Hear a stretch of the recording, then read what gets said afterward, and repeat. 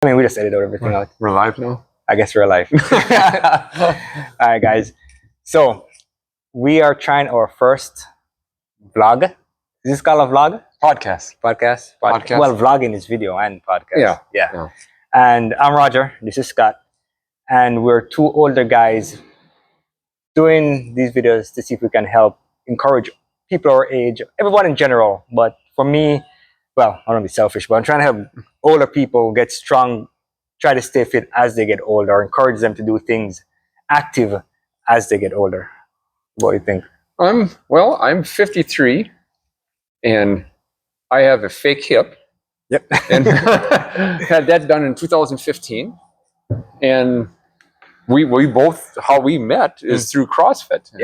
And I had my hip done before I even met him and stuff like that. So I'm from Wisconsin and you're from Jamaica.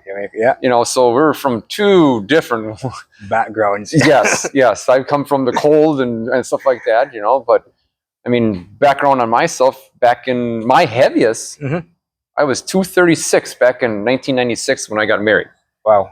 I remember you told me that. Yeah. Yep. You know, so, you know, changing your diet, changing your exercise, that's what got me down to a lower weight. But now, you know, now I'm getting older and you really got to start thinking about what you're going to be when you're 70, 80, 90 years old. Yeah. Want to keep moving. You know, I guess on my part, I'm 48 from Jamaica also. I said, let's go into the growing up and stuff. I'll start. Sure. Yeah. So 48, grew up in Jamaica. As a kid, I was chubby. Got skinny, but I didn't do much exercise. I can't see that. Yeah, I was when I came to America, I was 125. 125. So I was 125. We did sports in school. You know, soccer, track and field. Wasn't the athlete. One of the reasons I was doing athlete was because my girlfriend was on a track team. So that's the only reason I was there. You know, and I found bodybuilding.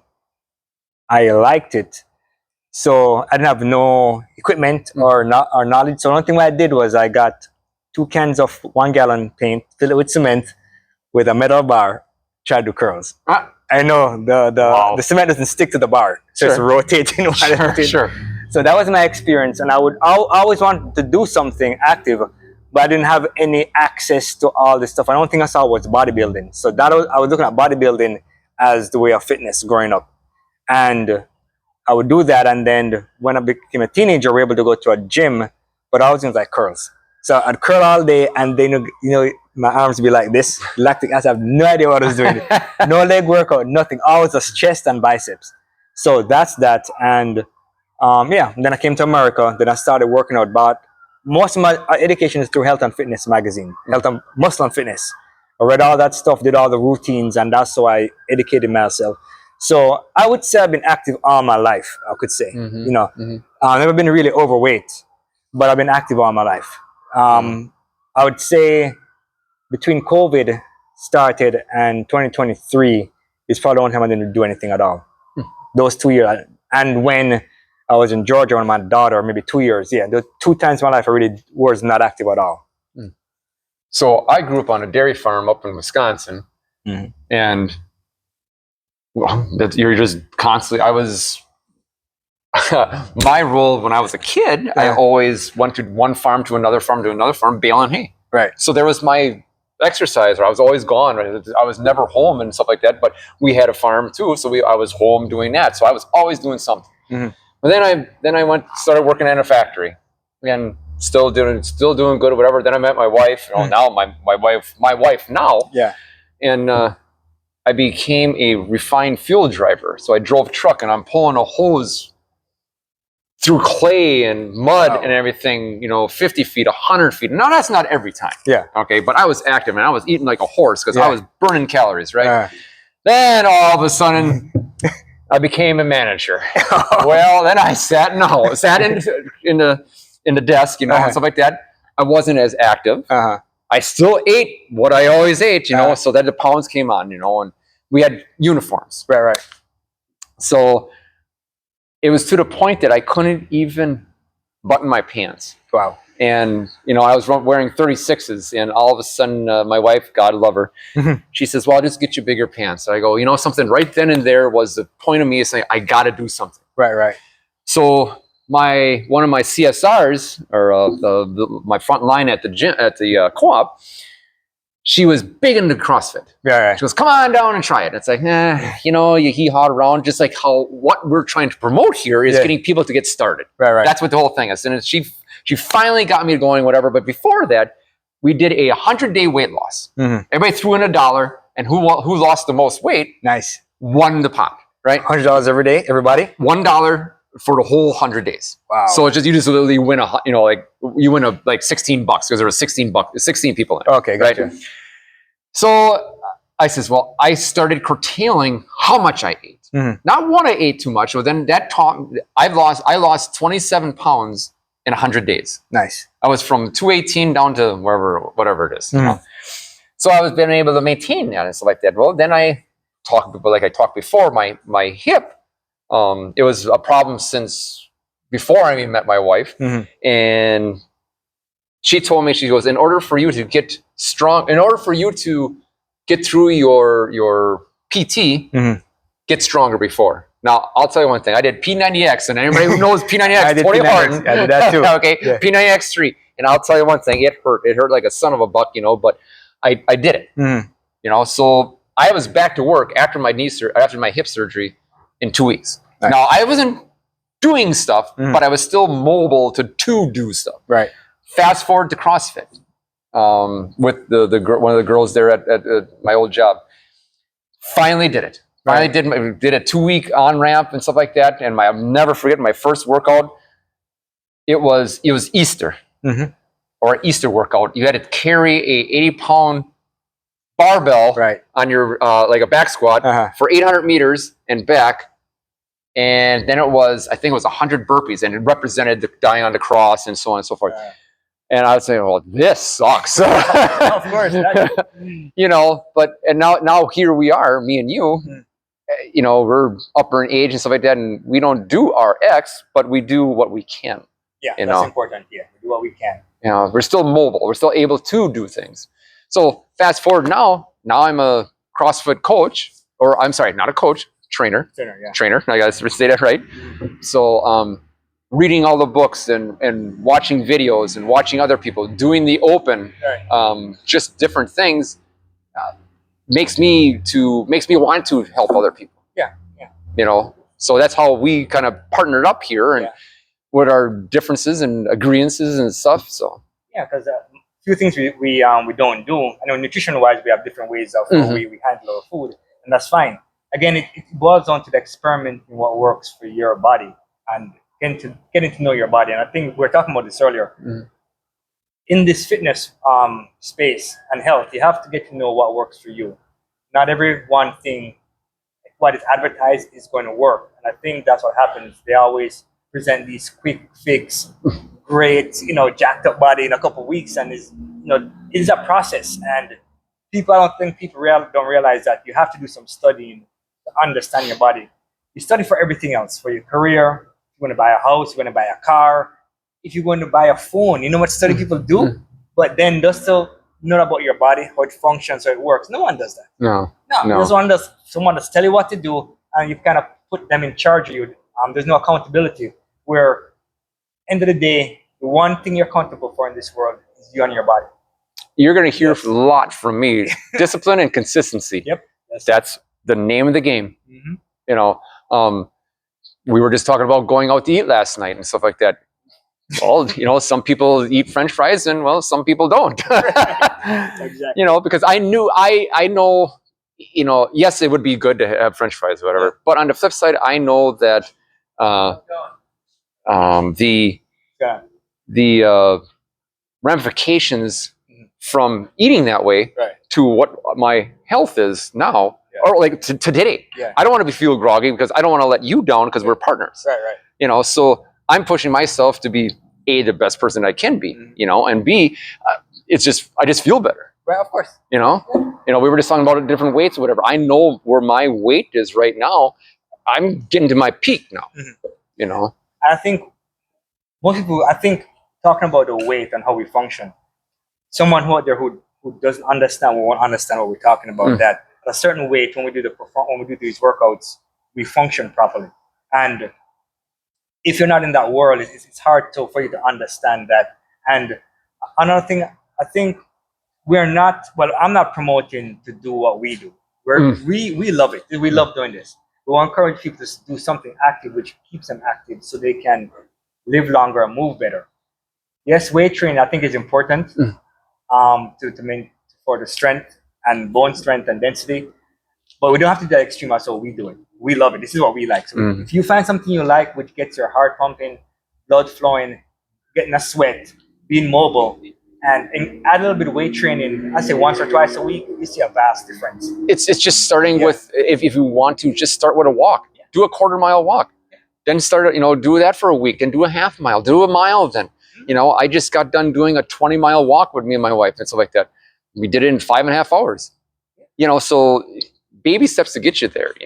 Not everything needs to be done tomorrow. Like everybody thinks there's this magic pill out there, and well, we all know that there's that new one out there, shots or pill or whatever it is, but that's not it. Not the answer. It's not the answer. You have to spend time. You have to. You won't appreciate it unless you do the work. That's how you appreciate your body. Respect. I say respect yourself. You got to make that time, because if you hand it over to somebody to do it, you're not going to respect it. It's like giving a child a brand new car who's the first driver. They're not going to respect that. They're not going to understand the process and stuff. Give them something old and they work on it. They appreciate it. But your body is something we have for the rest of our lives. So you have to make that change. And I want to go back to the activities. Okay, walking and anything. I mean, if you're in a sport, I say, what kind of sport can you do? Well, pickleball is the big thing. Tennis, anything. Just find something you like doing, which will get your heart rate going, and you will see a difference. And I think also one of the most important thing is mobility. Just doing some stretches and being mobile, that will relieve. I mean, I think if you do that only, I think that would actually help a lot. Yeah. Oh yeah, mobility for sure. I mean, the things that we do, we're prepared to.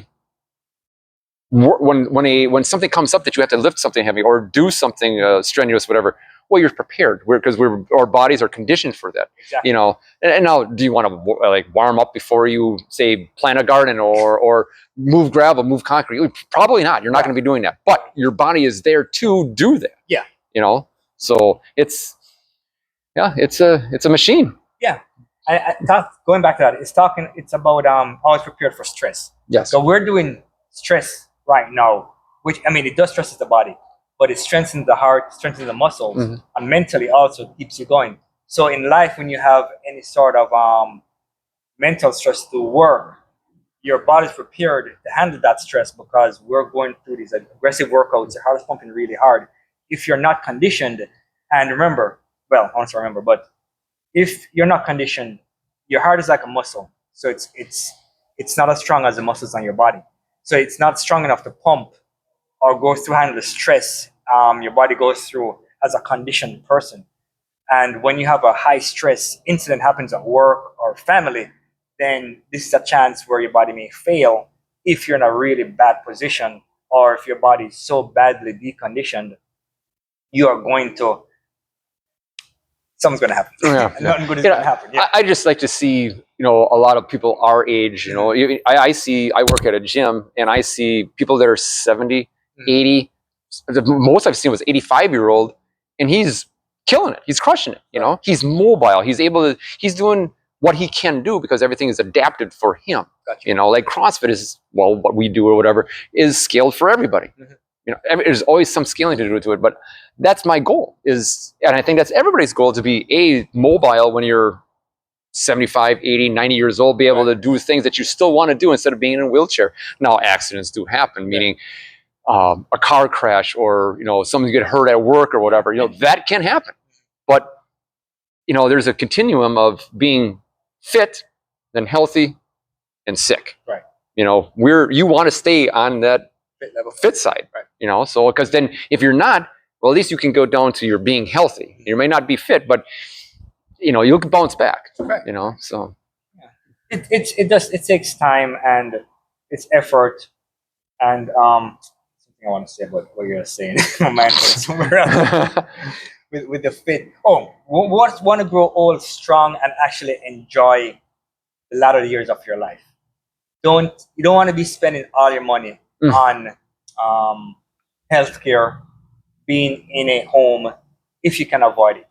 Like Scott said, anything can happen. Even like us, anything can happen to us. But right now, we're enjoying life, we're enjoying our bodies Mhm. and stuff. If anything happens, we most kids will be able to recover quickly Yeah. if it's nothing major. Yeah. But if you're not taking care of yourself or you're not in that position, you're going to have a hard time recovering, maybe not even recover at all. And we want to avoid that. We want to try to encourage you to just do something to keep going, because I mean, you're going to work all this time. You get old and retire, and spend all your funding on the hospital Mm. or the doctor's visit. And in my opinion, it's more of a sick care system. If you go to the hospital, the foods they give you, it's not meant to help you. It's just like they just want you to be there. I'm not saying it's all bad, but the overall nutrition part of it is not the best. Mhm. And if you can take care of yourself right now as you get older, and you can start at any time. Just don't think because you're old you can't start. Start today. Start now. To start doing something, so that you will see the progress. And it takes time, but you have to, like Scott said, consistency and dedication. Yeah. And I'll also add, you probably need a partner at this age. Yeah, it helps. Yeah, it helps. helps. You have to have a significant other or partner like me and Raj. Like Yeah. we've been doing workouts together now for quite a while, and there's times that I feel that I'm disappointing him, because I'm not as fast, and I feel the same way too. so we have a mutual agreement on of what we do, so we do push each other to maximize our capacity. Yeah. So Because what we do is it's a competition style. So this is what we like doing. So we kind of work at encouraging each other and competition wise, just be better. Mhm. Going back to, if you do something, it doesn't have to be the same thing. Just do something you like, something which keeps you active. And going back to find a partner, make sure it's someone who likes the same thing you do Mhm. and have the same sort of mindset. Because back in the day when I used to do all bodybuilding workouts, if you have some guys who want to work out legs, some want to work out upper body. I couldn't do that. I was always a full body kind of Yes. workout. So if I found someone who only wanted to do chest, I'm like, I can't work out with you. I want to do leg day. Mhm. So you have to find someone who has the same sort of goals and the same sort of desires in that field. So you can, it's good to have challenges, especially as guys. We need to have that challenge. We feel good about challenges because we live in a world where we're encouraged not to do anything, Yeah. not to Yeah. compete or anything. Yeah. So we have to do that, especially as we get older. We just don't want to just wither away, and No, it's just frustrating. I want to be able to, and which I still can, beat my nieces and nephews in any kind of sport, and I'm still there yet. I encourage them that's encouragement for them to maintain it also as they get older. Yep. Quick question. I want to switch back a second. If you go back home right now, Mhm. Wisconsin, Yes. a lot of the farmers, are they mobile, you think, because of the activity, or what do you think in terms of the old guys? I think let's back up to like my grandparents. Yeah. My grandpa was built. Okay. Back in the day, he was lifting up milk cans, I don't know, say 5 gallon, maybe it might have been more, 10 gallons, 15 gallon milk cans, one hand into a wagon to take back to the pasteurizer, Right. My generation, we were still a lot of hands-on stuff. Mm. Farmers nowadays, everything is push button. Okay. And sitting in a tractor, and not saying it's not hard work by all means, but it's not physical. The physical aspect of it is gone. Gotcha. It's unfortunate because we all grew up as hardworking and stuff like that. A big family. There was big families that you had 6, 7, 8 kids. Well, they were your farmhands. Gotcha. Nowadays, well, it's maybe a child and a half or whatever. Is the norm, but it's a big responsibility. But on the flip side, yeah, it's not. It is different. It is. It's unfortunate, but they're the ones that feed us too. So, The reason I brought it up is because when I go back to Jamaica, I see some old guys. Jamaica is still not as modern. These guys are still doing farm work and stuff. Sure. You have these older guys, 60s, 70s, who are ripped. Yes. And all they're doing out there is either using a machete, cutting wood, digging stuff, and they're eating the food from the ground. Mhm. So they look healthy. versus those who are living live a more laid back lifestyle and stuff. But you see the difference where mobility, activity, and eating proper foods keep you strong. So we can grow old into our 60s, 70s, 80s, still strong and still ripped if we just apply some of these techniques. And unfortunately, well, in today's society, this is the farm work. They go lift the gym. This was kind of created because everyone know majority of everyone works behind a desk or some sort of push button job. Everything you want to be so easy in this world. So this was, I guess, in my mind, this was created to kind of substitute for the farm work. Sure. For the hands-on work, mobility work and stuff. And then of course, we have all these different additions to it. Sure. I work at one of 4 gyms, and I see people every day, different people, new people and stuff like that, and I try to encourage them, or I give them pointers because I want them to succeed as well, and it may not be right away when I hear them, their success story, but it might be a year or 2 years later. I remember helping somebody with their back squat, and their daughter saw me maybe 2 weeks ago, or a month ago, or whatever it was, and she says, "Remember when you helped my mom out?" And I go, "Oh yeah, I stripped the weight, whatever." And she goes, "Oh yeah, now she's got a new PR, and I'm so happy that you taught her how to do this because she was hurting before." Right. Well, that's what you want to do. That made me feel good. Obviously it does, to everybody, but it's cool, But I think maybe our next little session might be more on the nutrition side of things, like how you eat. Yeah. Not saying compared to what I eat, but how we compare. It's compare, but you kind of get the same result. Yeah, exactly. So everyone does different stuff. Yep. So all right then. So alrighty. Off now. Sign off. All right, man. All right. Cool. We got to think of a name. Yes, sir. So, Dr. Miller,